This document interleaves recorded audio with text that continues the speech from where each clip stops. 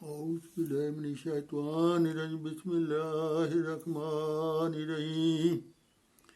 ناظرین، حکمت الجہاد کا جو بیان ہے اس کی دوسری قسط پیش خدمت ہے۔ آپ علیہ السلام نے اپنے منصب کاسر صلیب کے مطابق عیسائی عقائد کا بطلان ثابت کیا اور ایک نئے انداز میں کسر صلیب کا فریضہ انجام دیا۔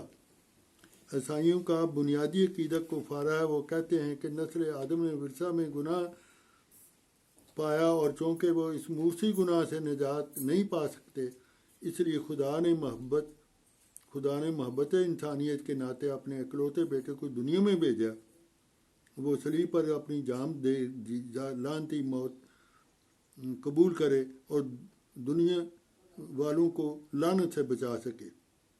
آپ نے بائبل، قرآن کی حدیث سے کفارہ کے عقیدے کا بطلان ثابت پیش کیا۔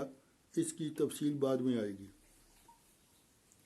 آپ نے عیسائیت کے مروجہ عقائد کا قرآن کریم، حدیث نبویہ اور بائبل، اناجیل، طب اور منطق اور معقولی دلائل سے کی کتابوں اور منطق اور معقولی دلائل سے عیسائیت کے دلائل کا رد پیش کیا۔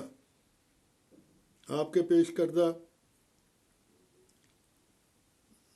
توحید کے قرآنی تصور کے سامنے عیسائیت کے مروجہ عقائد بالکل بے حقیقت ہو کر رہ گئے۔ انہوں نے اپنے مروجہ عقائد کی دفاع کے لیے مسیح منادوں نے بہت زور لگایا اور ہر حربہ استعمال کیا۔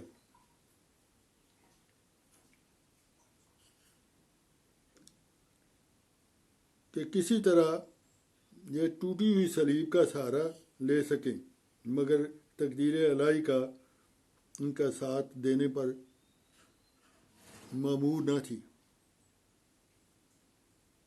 پادریوں کی مسلسل ناکامی سے کون آگاہ نہیں، یہاں تک کہ ایک بڑے شپ جارج فرائے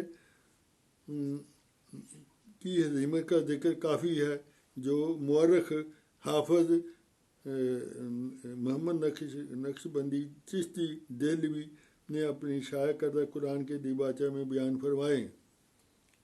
فرماتے ہیں۔ اس زمانہ میں پادری لے فرائے پادریوں کی ایک بڑی جماعت لے کر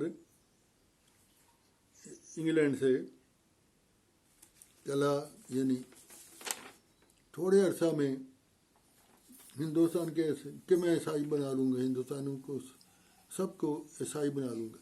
ولایت کے انگریزوں کا اسے روپے کی بڑی مادی امداد ملی اور آئندہ ملنے کی مسلسل وعدوں کا اقرار لے کر ہندوستان میں داخل ہو کر انہوں نے طلاسم برپا کر دیا۔ حضرت عیسیٰ آسمان پر بجسم خاکی زندہ موجود ہونے اور دوسرے انبیاء کے زمین میں مدفون ہونے کا حملہ عوام کے لیے ان کے خیال میں کارگر ثابت ہوگا۔ تب مولوی غلام احمد قادیانی کھڑے ہو گئے اور ان کی جماعت اس جماعت سے کہا کہ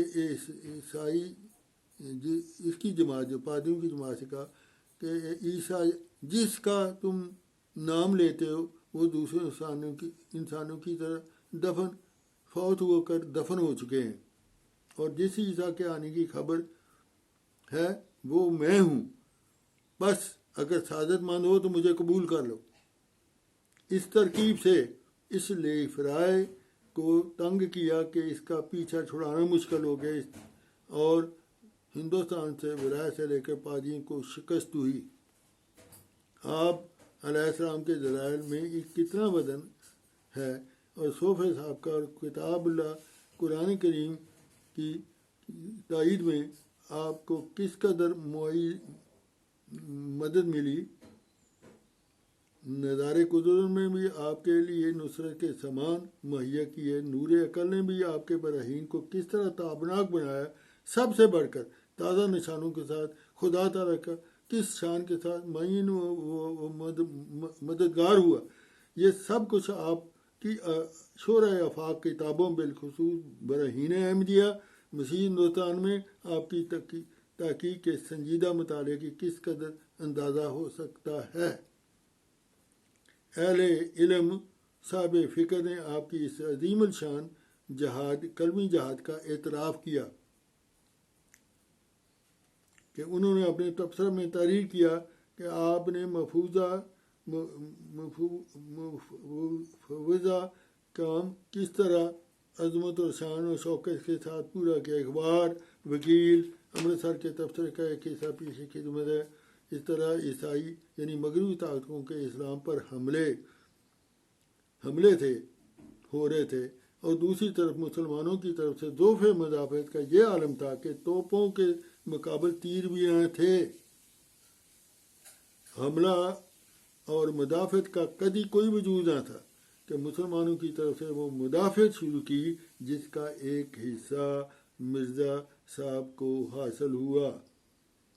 اس مدافع نے نہ صرف عیسائیت کے اس ابتدائی اثر کے پرکھے اڑا دیے جو سلطنت کے سایہ میں ہونے کی وجہ سے حقیقت میں اس کی جان تھا، اور ہزاروں لاکھوں مسلمان زیادہ خطرناک عیسائی ہو گئے، اور اس خطرناک مستقل کامیابی کا حملہ عیسائی ہونے سے بچ گئے اور مستقل حملے کی ذات سے بچ گئے، بلکہ خود عیسائیت کا دھواں طلسم ہو کر اڑنے لگا۔ غرض مرزا صاحب کی یہ خدمات یہ اخبار تبصرہ فرما رہا ہے اخبار وکیل۔ غرض مرزا صاحب کی یہ خدمات آنے والی نسلوں کو گراں بار احسان رکھے گی۔ انہوں نے کلمی جہاد کرنے والوں کی پہلی صف میں شامل ہو کر اسلام کی طرف سے فرد مدافعت کا حق ادا کیا، اور ایسا یادگار لٹریچر چھوڑا کہ اس وقت تک مسلمانوں کی رگوں میں زندہ رہے گا، اور حمایت اسلام کا جذبہ ان کے شعار قومی کا عنوان نظر آئے گا۔ اخبار وکیل امرتسر مئی سن 1960۔ آپ نے اپنی تحریر و تقریر اور قرآن کریم و حدیث کی کتب اور تاریخی دلائل سے سید مروجہ عقائد کا رد پیش کیا۔ گویا اللہ تعالیٰ نے اپنی تائیدی نشانوں کے ذریعے کفر شرک کی شکست اور توحید کے غلبہ کے سامان پیدا کر دی فرمائے۔ آپ علیہ السلام کی تاریخ چند نمونے پیش کیے ہیں۔ انجیل کے بارے میں آپ فرماتے ہیں معجزات کا تو یہ حال کہ ایسی پیش گوئی ہیں ہر مدبر شخص تو درکنار لوگ بھی کر سکتے ہیں، جن کی پیش گوئی ہیں اس کا ذکر کریں انجیل میں جو درج ہیں۔ لڑائیاں ہوں گی، قید پڑیں گے،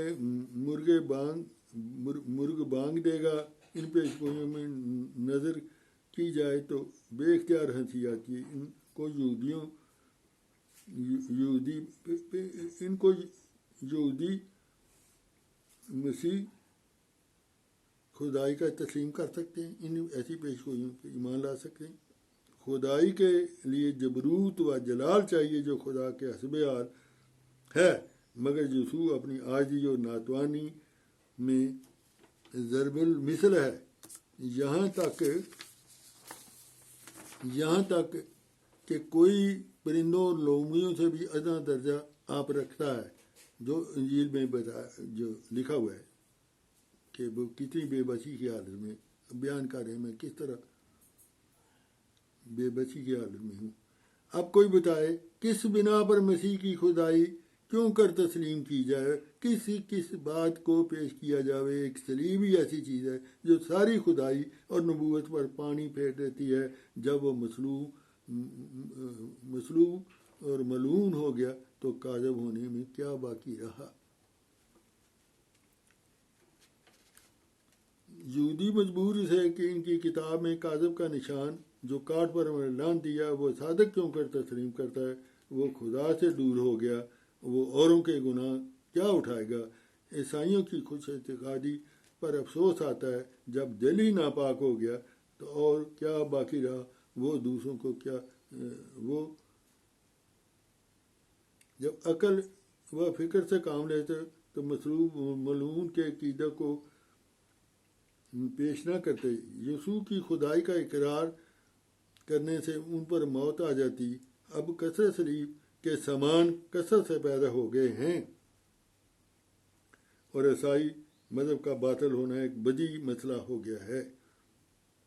کثرت صلیب کے دلائل جاری ہیں. السلام علیکم ورحمۃ اللہ وبرکاتہ.